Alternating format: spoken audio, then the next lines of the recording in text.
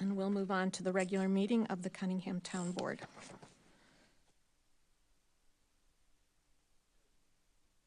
Just a note, you were emailed this evening a copy of the lease between Lincoln Square and Cunningham Township for the assessor's office, so you should have that in your email. Okay, we'll call to order this meeting of the Cunningham Township Board for Monday, December 9th, 2024. Will the clerk please call the roll?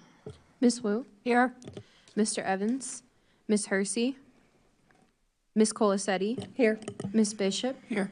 Ms. Wilkin? Here. Mr. Quisenberry? Here. Mayor Marlin? Here. Supervisor Chenoweth? Here. Assessor Owana? Here. Next item, approval of minutes. I don't believe there are any minutes in the packet this week. Are there any additions to the agenda? No additions to the agenda. We'll move on to committee to verify bills for the Town Fund and General Assistance Fund. Public participation. Thank you. Does anyone wish to address the Cunningham Town Board? Do you have an email? Okay. This is from Katie Muir. Please read my public comments during public input portion of the Cunningham Town Board meeting. In the proposal, Cunningham Township Supervisor Daniel Chenoweth submitted to the Champaign County Board in 2023 to secure $350,000 in ARPA funds. She noted in her proposal as being for the purpose of filling the gaps in local homeless and housing services that is attached to Resolution T 2024-12-01R. 010R that authorizes an extension to June 30th, 2026 to expend the $350,000 in ARPA funds Cunningham Township was awarded in 2023 under the heading, quote, Sustainability of Operations. The following language is included under the subheading, quote, Sources of ongoing bridge to home operational funds are. In addition, CTSO is exploring forming a 501c3 not-for-profit to prospect funds that are not available to government entities. Why hasn't Cunningham Township Supervisor Daniel Chenoweth explored the legality of soliciting tax-deductible charitable donations for the quasi-not-for-profit entities she has been operating within Cunningham Township Supervisor's Office since 2018, known as the Angel Fund, with the amount of the individual donations significantly increasing recently, as evidenced by the anonymous donation on September 2nd, 2024, made through Vanguard in the amount of $10,938.10, reflected on the financial reports submitted by Supervisor Daniel Chenoweth for the October 28, 2024 board meeting, and a $7,000 donation from Joan W. Lathrop Trust on December 2, 2024, reflected on the financial reports submitted for approval during tonight's board meeting.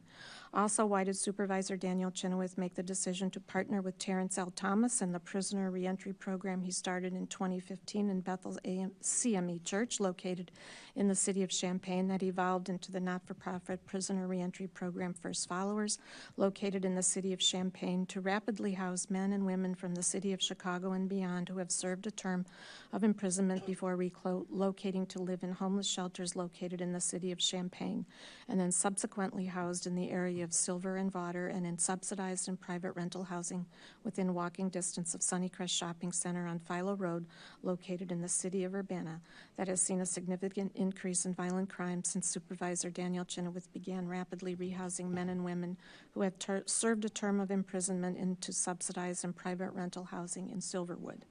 Rather than encouraging men and women who have previously served a term of imprisonment to relocate from the city of Chicago and beyond to reside in homeless shelters in the city of Champaign before then being encouraged to use the address for Cunningham Township Supervisor's Office, 205 Green Street, Urbana, Illinois, 61801, for the purpose of registering. Sharice Hersey. Sharice Hersey has now joined us. Why aren't the men and women who have previously served a term of imprisonment being encouraged to register to vote using the address for the Champaign Township Supervisor's Office located at 55 East Logan Street, Champaign, Illinois, then referred to the highly successful prisoner reentry program offered by the Rosecrans facility located at 801 North Walnut Street, Champaign, Illinois, that offers a holistic program that provides the following services with the goal of reducing the likelihood of previously incarcerated individuals relapsing and engaging in criminal behavior. Rosecrans Prisoner Reentry Programming, housing, moral recognition therapy, substance abuse, mental health services, assist with significant medical dental problems, employment services, educational and vocational services, family and parenting counseling services, peer guidance, support, and mentoring. Katie Muir, Silverwood, Ward 7. Were there any other emails for the public record? Okay. Anyone in the audience wish to speak? All right. Now we'll move on to committee to verify bills. Thank you. Good evening. This last month, the town fund had expenditures, and we broke out the Carl refund in this expenditure, so $45,675.13 from the town fund, and then we had set aside fund for a Carl refund, so we also spent $34,601.17 as part of that refund. In the general assistance fund, we had $222,396.55. The total expenditures in this last month were $268,071.68. I'm happy to answer any questions about the bills before moving on to some things in the supervisor's memo. Any questions? Mary Alice. Hi, Danielle. I noticed that there was an amount under Busey called credit fraud charge for about $400.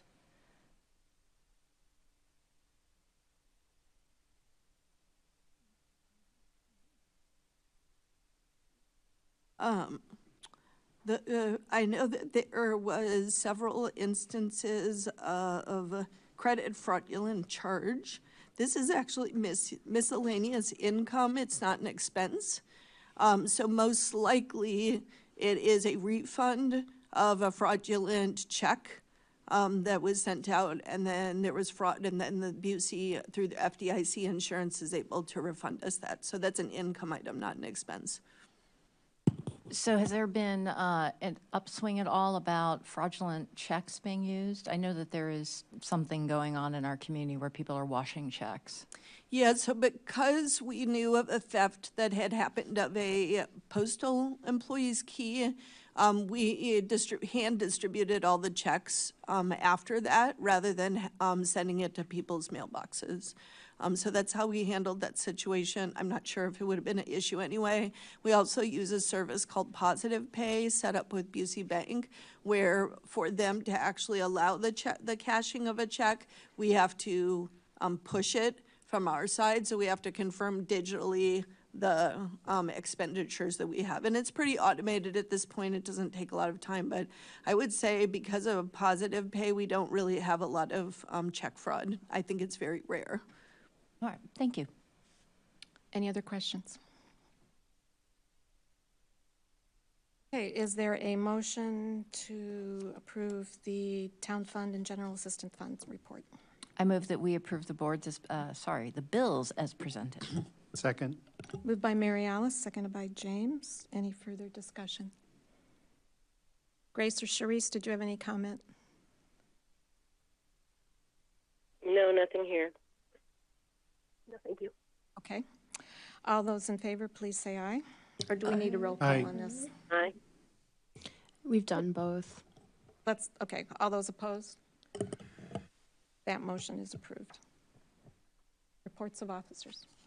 Great, so I just wanted to come to you with some good news. I know that the last few meetings have been somewhat grim in terms of what we're facing. It is the case that we're still seeing a higher than ever since the pandemic number of calls for service and applications across our programs. But I will say winter shelter-wise, I gave an update in this memo. After last winter, where our township was involved in kind of a last-minute scramble to address some of the folks still outside, and we were able to house everyone actively outside. We proactively planned for this year, and we've convened with See You at Home and City of Champaign Township a committee that is a formal committee of the continuum of service providers to the homeless. I chair that committee, and we've been working to make sure healthcare, emergency response, and transportation are all at the table, so it's not only homeless service providers. We also have been part of a parallel meeting with families regarding families with children.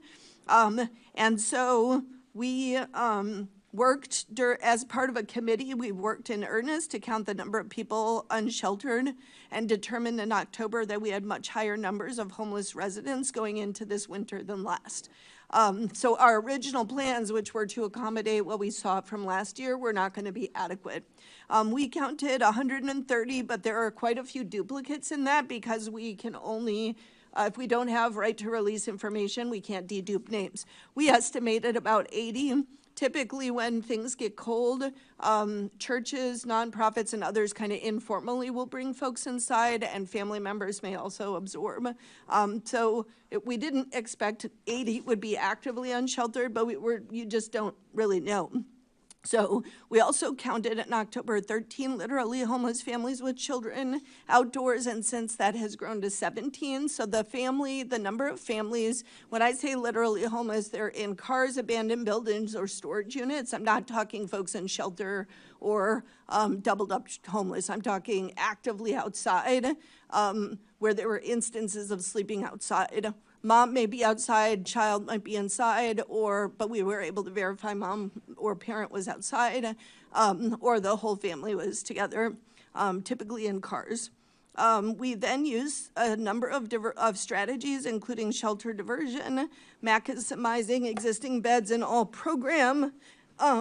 We tracked vacancies at our monthly meetings, and by November, only Salvation Army was reporting significant vacancies. Pretty much we had filled those spaces, and then we expanded programs. So City of both townships secured new funding for 21, it should say units of rapid rehousing in market rate housing for homeless residents with earned income.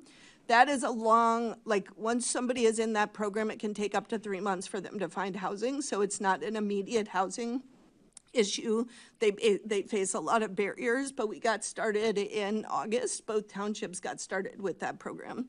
And then we secured 1 year of funding for Buddies, what we're calling the Buddies program, which launched on, November 25th. You can see how much sleep I got because there's several typos in this, with 20 beds of transitional housing for homeless residents receiving SSI or other limited income. That was full within 3 days because we got referrals from Strides primarily and our street outreach program to try to free up beds at Strides. So that was the whole strategy, is to really have our low barrier shelter be low barrier and have folks who have income buddy up. And it's a voluntary program. They're not required, but if they wanted to participate. We did apply for ongoing funding from Carl Foundation for this program. I think it's a really good program for Carl to consider because otherwise they will end up in the emergency room. We were denied that funding, and I'm going to be seeking a meeting with them to discuss that. So once we did that, we realized we then circled up and saw that in November, we still had 25 people on the list. So even though we had moved folks we had plans to move 20 in shelter. We still had about 35. So we paired up with public health, and once the temperatures dropped to freezing, we created a plan that opened on Monday, December 2nd, where Cunningham Township, CU Public Health, and Friend and Me, which is our contractor, made up entirely of folks who've worked in homeless services for 2 or more years. So some who have worked in homeless services for 2 to 3 decades. We launched a temporary winter shelter in collaboration with City of Champaign Township and partners. So it's 22 cots of nighttime shelter assigned by name, 7 nights a week, Monday, December 2nd through March. It's at Public Health District, but there is no drop-offs at Public Health. So it is not a drop-off shelter. All literally homeless adults with no children who are interested in shelter can go to Strides, and they would be referred out to this program.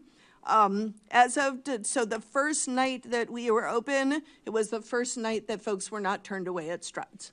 So it was the first night since the end of the winter last year when we closed our temporary shelter, it's the first night that people were not turned away. So that was a huge success. I do want to say that part of the learning from this is you can't really know how many folks are going to be outside. I do want to address two things in the public input that are disinformation, so I feel I need to correct them.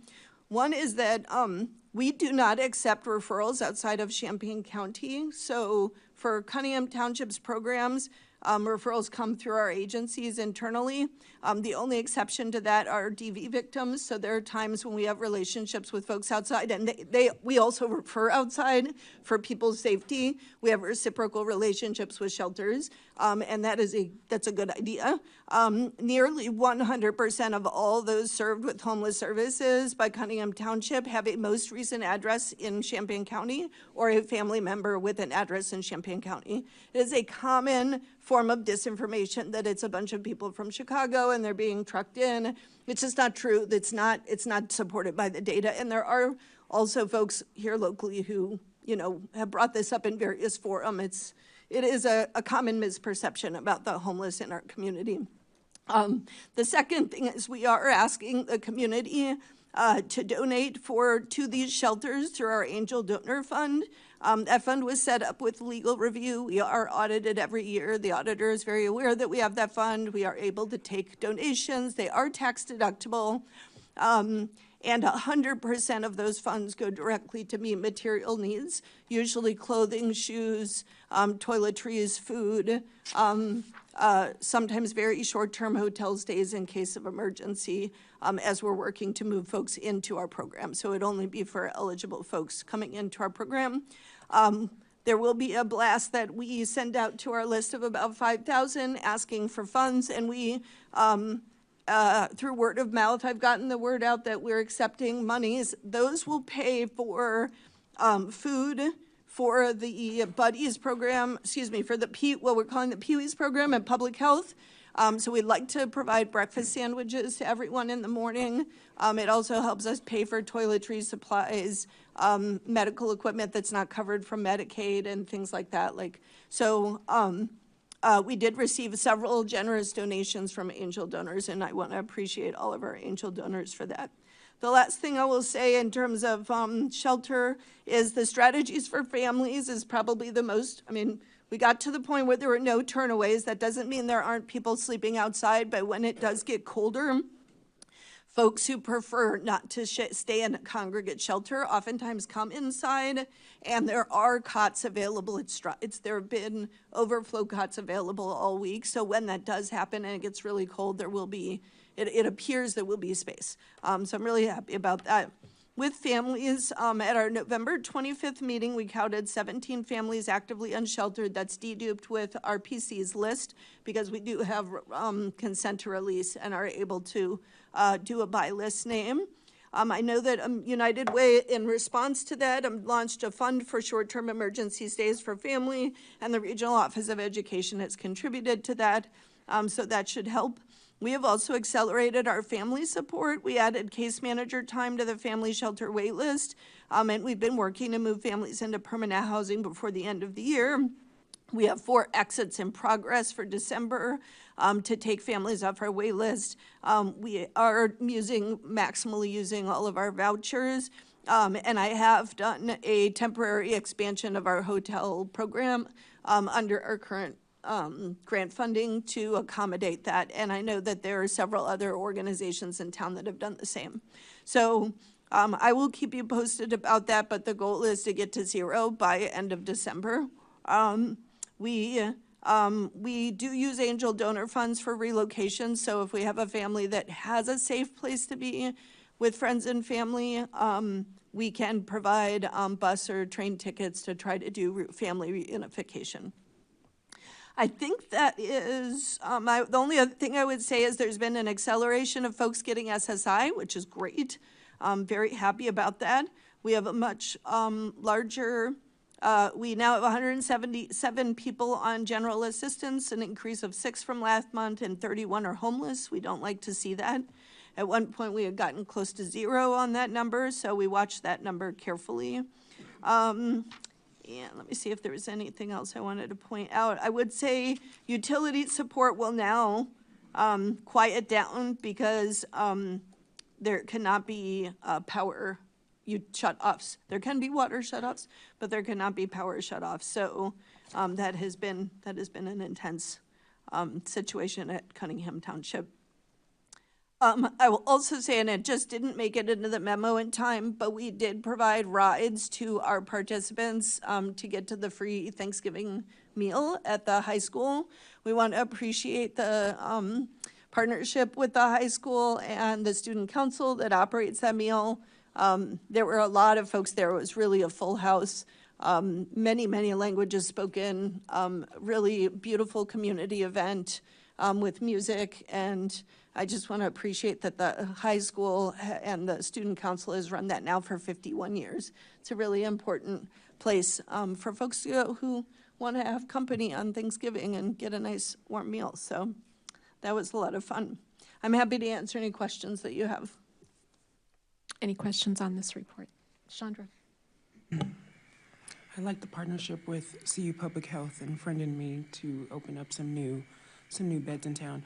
Just curious if the people who will be spending the night at Public Health, will they receive the same sort of case management that those at Strides get? Yeah, so the folks at Public Health are all referred through Strides. Okay. So anyone should be referred to Strides for all the available options.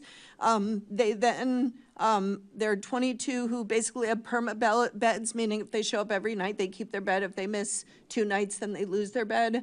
Obviously, some things come up, so people miss for a night, but they all go through Cunningham Township's needs assessment process. So I would say they may receive a slightly higher level of case management. They go through our needs assessment process that we use for street outreach. And then our street outreach worker follows up daytime. So it is a nighttime only shelter with daytime follow-up through our street outreach worker. And so he and the folks who are supporting him, we have a couple of folks on front desk who support when they're not scheduled on front desk who will do follow-ups as well. Okay. So that crew, our front desk, our street outreach team does follow-ups based on those needs. That will happen throughout. We are very carefully screening for housing options. So if they're a senior, if they have a particular disability that allows them to access housing, if they are a veteran, there are there are opportunities for them that may not exist for other folks. So we screen them up front. And if they have opportunities, we put them on a housing navigation and supportive services list as well so that we can try to route them to more permanent housing. Okay, thank you. Yep. Any other questions? Okay, is there a report from the assessor? No, nothing to report. Thanks, Ivana. Unfinished business? All right, we'll move on to new business.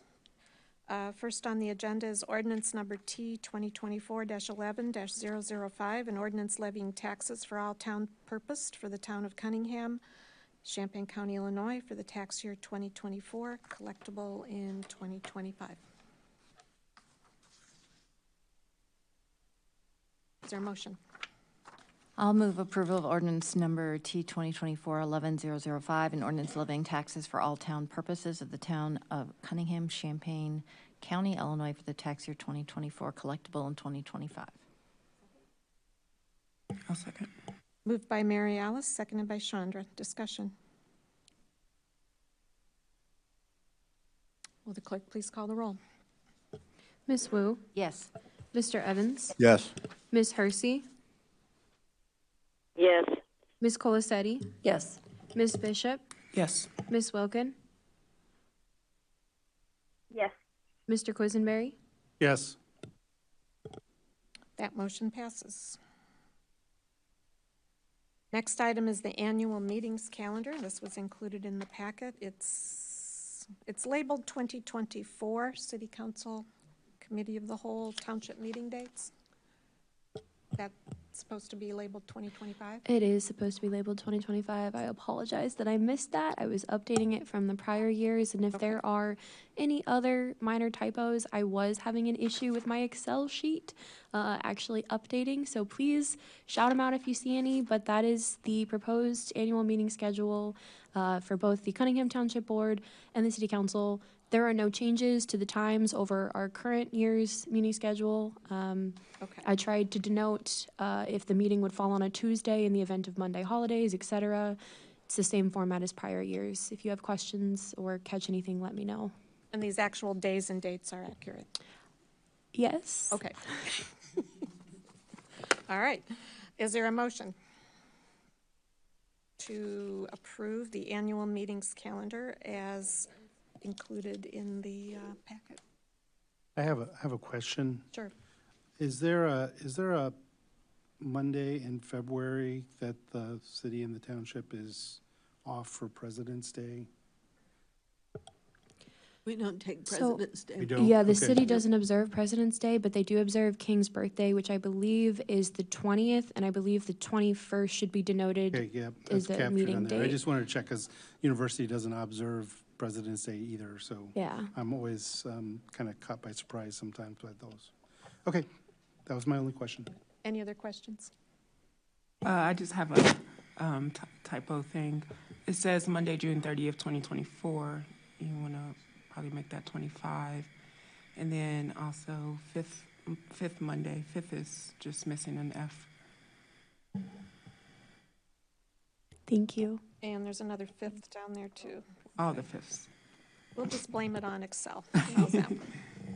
Oh, it's 5th all the way through. It's that time of year. I'm just saying. I know. I can totally relate. And we'll double check all those. All righty. Diane, Yes. I just want a point of clarification. So it had said that we would have MLK Day on Tuesday, January 21st, but Township is the week before, so we won't have Township on that night. Is that correct? We shouldn't. Township falls on the second Monday of the month. That was just like Yeah. thinking out loud. I just wanted to make when sure. the holiday was. Sure. Thank you. I'll move approval of the annual meetings calendar with the changes discussed. Is there a s- Second. Moved by Chandra, seconded by Mary Alice. Any further discussion? Will the clerk please call the roll? Miss Wu, Yes. Mr. Evans, Yes. Miss Hersey, Yes. Miss Colasetti, Yes. Miss Bishop, Yes. Miss Wilkin,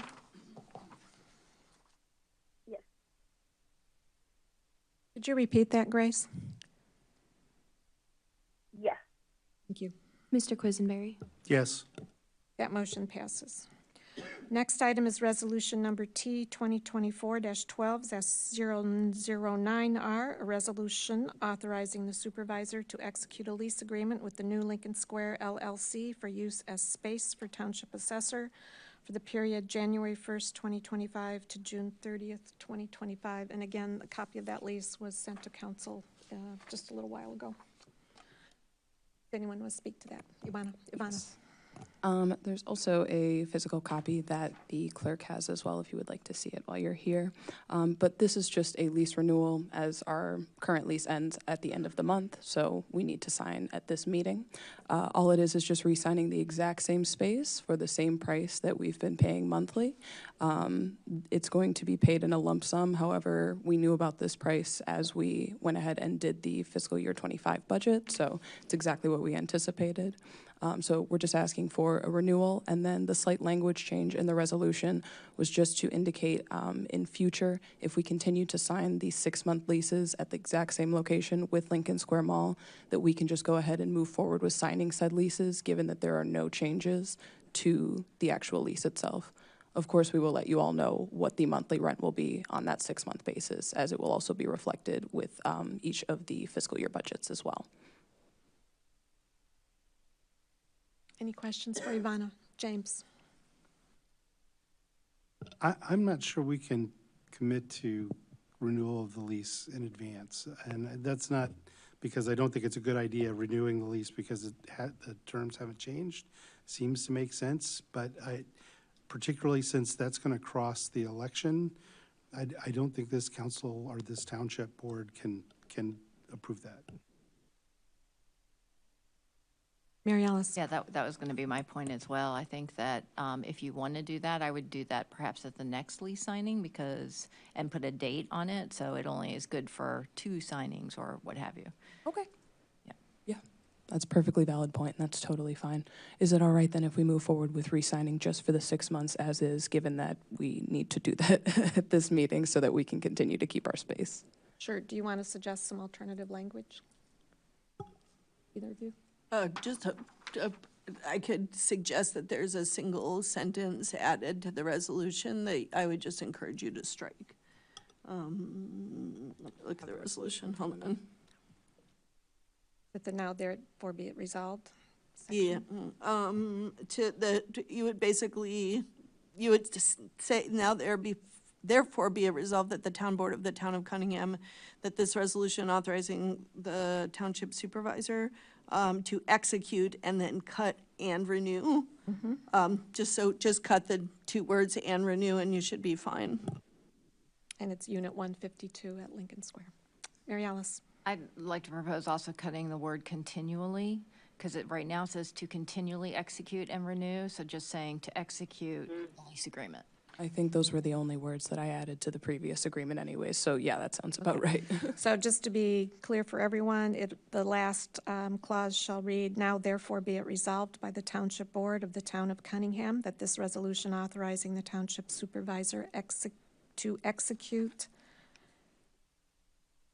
a lease agreement as necessary with the new Lincoln Square LLC for the use of Unit 152 at Lincoln Square Mall for use as the Cunningham Township Assessor's Office. Good. Okay. I'd like to move approval of that. Yeah. Second. So, moved by Mary Alice, seconded by James as changed. Is there any discussion? Will the clerk please call the roll? Well, I should ask Sharice or Grace, did you have any comments? No, Mary Alice covered everything that I was thinking. Grace, you all right? I'm good, thank you. Okay. All right, will the clerk please call the roll?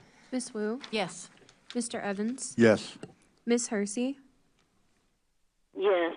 Miss Colasetti, Yes. Miss Bishop, Yes. Miss Wilkin, Yes. Mr. Quisenberry. Yes. That motion passes. And the last item under new business is resolution number T 2024-12-01R, a resolution authorizing the supervisor to sign an intergovernmental agreement amendment for housing assistance between the County of Champaign and Cunningham Township. Just really briefly, it takes an existing agreement and it extends its time frame. That extension is being offered to all grantees at the county. They had a different interpretation of the ARPA deadline than the city did. Now they have the same interpretation of the ARPA deadline.